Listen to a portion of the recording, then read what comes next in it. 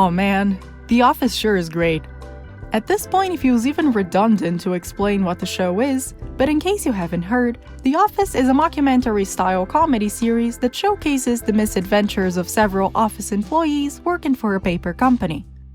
There was originally a UK version that aired on the BBC in 2001, and then it also got an American incarnation on the NBC starting in 2005, which is the subject of this video. The first season is a little rough around the edges, but the show quickly found its grounding and developed into something truly iconic. Ask any fan of the series and they'll most likely have a favorite cold opening, a favorite episode, favorite gym prank, favorite character, and of course, a favorite pairing. After all, where would The Office be without a little office romance story? Drama has a place in this series just as much as comedy. The main storyline for the show even revolves around one, because once you look past the generic premise of office shenanigans, what you are really following is the relationship between Jim and Pam and how their romance develops. Still, the rest of the couples feel just as emblematic. You've got the borderline toxic pair of Ryan and Kelly, the strange yet lovable Dwight and Angela, the unlikely union between Angela and Andy, the dorky and innocent Andy and Aaron, Jim and Karen if you're anti-Pam for some reason, Kelly and Daryl, Aaron and Gabe, Phyllis and Bob Vance, Vance Refrigeration, and whatever happened in season 9, I don't know, I wasn't paying attention. If you take away the romance, however, then you could also say that The Office's plotline is basically the employees trying to cope with their terribly obnoxious boss, Michael Scott, who torments them every day with unfunny jokes, tasteless skits, and offensive remarks, all while being mediocre at best at his actual job. Michael's character is interesting, in the sense that it can be a big turnoff for people who are trying to get into the show, since they probably already have to deal with an incompetent boss at their real job and would rather not have to face one in fiction too. But the more you get into the series, the more fascinated you become by this awfully clueless individual, to the point where you simply cannot help but love him. Part of his success as a character, in my opinion, comes from Steve Carell's performance, who manages to portray Michael as this guy who is constantly crossing a line, but doing it with so little malice that you can't really get mad enough to hate him. Another factor is how, while he does partake in the cliché boss discourse of wanting to be a friend first and a boss second, he actually follows through on that posture. He really thinks that he is building a family of sorts, and he wants to do what's best not for his employees, but instead for his people. And also, for all of his flaws, Michael is, somehow, a surprisingly successful manager. His branch was the only one that stayed afloat during an economic crisis, and even his higher-ups had no idea of how he did it. Though, to be fair, Michael didn't have much of a clue either. You would think that a guy this fond of misogynistic jokes would never manage to get a girlfriend, but he is not excused from our list of office romances, at first being involved with his superior Jan, though it was a very toxic union, and later with his co-worker Holly Flax, who not only is just as much of a dork as he is, but also helps him grow as a person. But what if I told you that there was another love story involving this very same manager? One that shapes the course of the series just as much, if not more, as any of the more obvious pairings. What do you think about Michael Scott? I want to talk about David Wallace's crush on Michael Scott. While Michael is the regional manager to the Scranton branch of Dunder Mifflin, David Wallace is the CFO. He is introduced in Season 2 and quickly becomes acquainted with Michael's unconventional work vision and personality. As the series progresses, Michael and David seem to get along just fine, with Michael calling him fairly often to complain about relatively trivial things that any reasonable branch manager would never think of troubling a CFO with. David seems pretty annoyed with it most of the times, but also usually caves in and tries to solve whatever issue Michael is having to the best of his ability.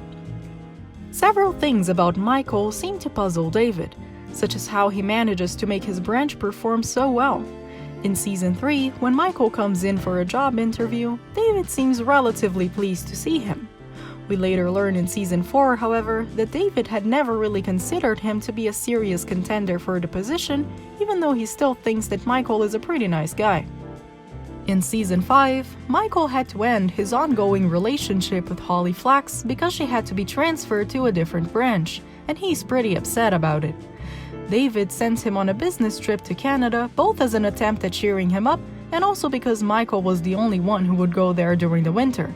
It still wasn't enough to lift Michael's spirits, however, as he ends the episode ranting to David over how unfair it was that Holly had to be transferred and how sad he feels over it. Still in Season 5, Michael continues to feel upset as Dunder Mifflin is going through a few changes, such as the hiring of the new Vice President Charles Minor and a few budget cuts that interfered with Michael's plans for his company anniversary party, making him feel rather unappreciated. He complains about it to David, who sees where Michael is coming from and promises to fulfill his demands, but Michael ends up quitting the company on a whim even though he is hired again later. In Season 6, Dunder Mifflin is bought out by Sabre, and the Scranton branch is deemed the only thing worth saving, which means that David is laid off. As Michael struggles to adapt to the new company rules, he goes to David's house for advice, but ends up feeling a bit let down by how much David has changed now that he is unemployed. Much to his delight, however, Sabre reunites Michael and his former girlfriend Holly by transferring her back to Scranton, as the two start dating again and eventually decide to move away together, causing Michael to leave the office. After that, a bunch of stuff happens, including David buying the company back at some point, thus becoming CEO, but that's pretty much it as far as his relationship with Michael Scott goes. Or is it? Let's look a little deeper. What's with Jan and Michael? David Wallace's posture towards Michael Scott has always felt a little ambiguous. On one hand, he seemed pretty annoyed at Michael's frequent petty complaints, and often tried to make him come to his senses and see that he was being unprofessional. But on the other hand, Michael was always able to talk to him. Sure, sometimes it was through endlessly pestering David's secretary, but he was always able to reach David. This got to a point where Michael wasn't just complaining, but started to actually vent to David. He talked about his relationship with Jan, poured his heart out over losing Holly, and relied on David for security as he feared the Scranton branch would be closed down. Michael felt like every problem he had could be somewhat resolved if only he could get in touch with David, hence the constant calling. And also why he drove to David's house even if David didn't even work at Dunder Mifflin anymore. It didn't matter, because David Wallace was the only person who could fix Michael's troubles. However, you could make the case that Michael only felt that way because David enabled it, and it wouldn't be very far-fetched.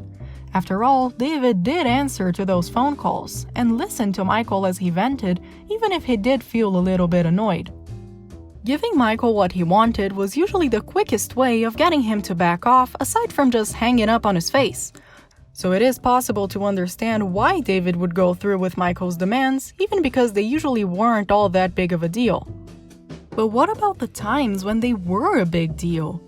Even in the middle of a financial crisis, as the company was going through severe budget cuts, David still promised to let Michael have his anniversary party, and even said that he would attend it. When Michael and Jim couldn't agree on the best course of action regarding a promotion, David told Michael that he would go with whatever Michael decided, even if it meant the company could lose Jim, one of his top salesmen. What motivated him then? Still want to go deeper? Okay. That's what she said. How about David's confession of how he never really considered Michael a viable candidate for that job offer back in the Season 3 interview? Jan was attempting to sue Dunder Mifflin for supposedly having no reason to fire her, which any rational person would know to be a lie since the woman is insane. Still, she put a case together and brought Michael along to testify in her favor, but she had also gathered some extra evidence against the company in case things got ugly. When Michael appeared to be siding with Dunder Mifflin more than with her, she asked for her lawyer to read David's testimony, which revealed that he believed Michael was not a viable candidate to fulfill that open position. Lester, please read that part of Wallace's deposition. Starting at paragraph 6. Counsel. Mr. Wallace, regarding Michael Scott, was he a contender to replace Jan Levinson? David Wallace. Yes. Counsel. Was he your first choice? David Wallace. Michael Scott is a fine employee who has been with the company many years. Counsel. Was he in the top 5 of contenders? David Wallace. What do you want me to say? Come on, he's a nice guy. There were many people that I considered. Counsel, was he being seriously considered for the corporate job? David Wallace, no. But look at how upset David seems over having this information be revealed. And look at how much he stalls during his actual deposition. He keeps saying that Michael Scott is a fine employee and that he's a nice guy, avoiding the truth at all costs. Jan certainly had vindictive intents when she gathered this piece of evidence, but David never interviewed Michael out of spite and tried not to diminish him until the very end. After the trial is over, David apologizes to Michael for how he had gotten caught up in the middle of that mess, and he not only sounds devastated when apologizing, but he also seems genuinely touched when Michael calls him a nice guy too.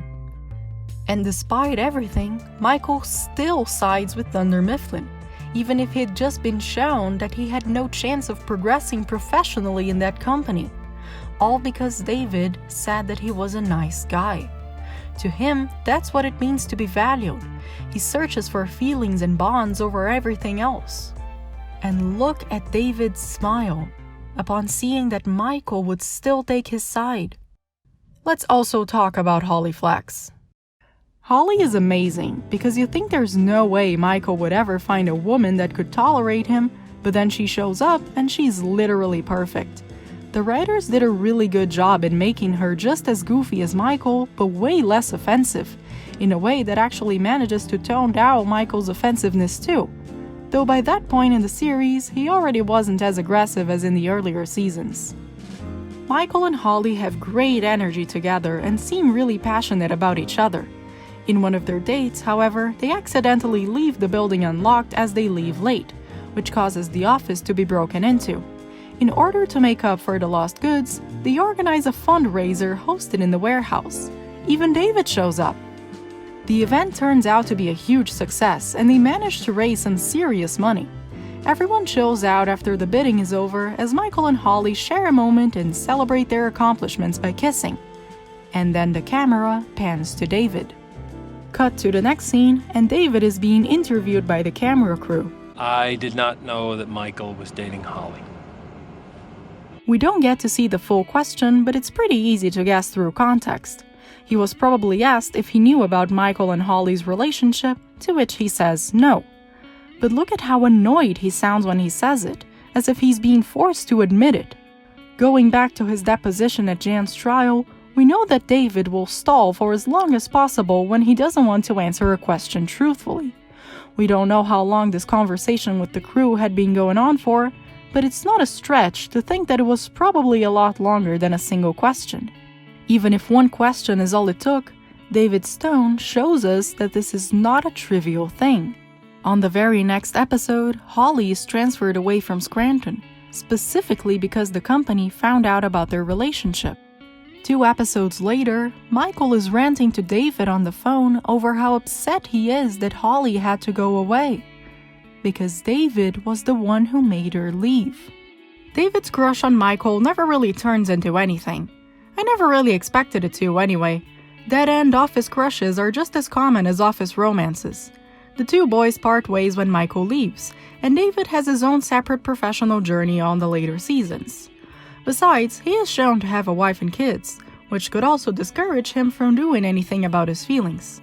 But it's pretty easy to see that the feelings were there. David's crush on Michael seems to exist in the details.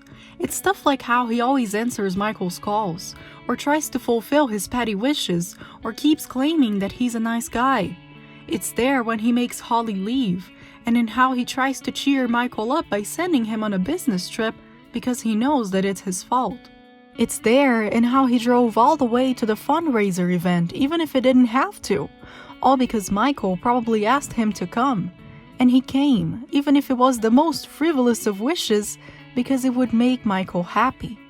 It is there in his annoyance at finding out that Michael and Holly were together, and how the camera pans to him as the 2 are seen together, just as David is placed along token gay Oscar. Why would they place the 2 together on the same shot if not to send us a sign? Why not have David be talking to any other employee? Why have David sound so annoyed in the parking lot? David's feelings can be real even if he has a wife and kids. Michael's status as a straight man can also be easily questioned because of his infatuation with Ryan, who is, according to Michael himself, just as hot as Jan, but in a different way. Not a woman. The series has already showed us that there is more to these characters than what's on the surface, and I love the kinds of depths that it has created. The Office is a show that I feel like you can watch a dozen times and still spot a new detail every time. I myself didn't catch this David subplot at first, but that scene in the parking lot after the fundraiser has always struck me as odd. Regardless of who your favorite character or bit or pairing is, you can tell that a lot of work and care went into the writing of this show. But hey, maybe I'm reading too much into this. Though, let's face it, I think you're a nice guy too. Thanks, Mike. we know I'm not. Thank you for watching. Well, hello there. It was very nice of you to watch this video. If you have enjoyed the video, you can do those cool things such as clicking the like button, subscribing to the channel, and clicking the notification bell too. You can also follow me on Twitter and share this video with your friends. Feel free to leave a comment down below, especially if it is about what you think of The Office. I want to thank you guys for all of the support you have shown so far. I'll always try my best to give you all some cool stuff to watch. Thank you so much for sticking around, and I'll see you on my next video. Bye!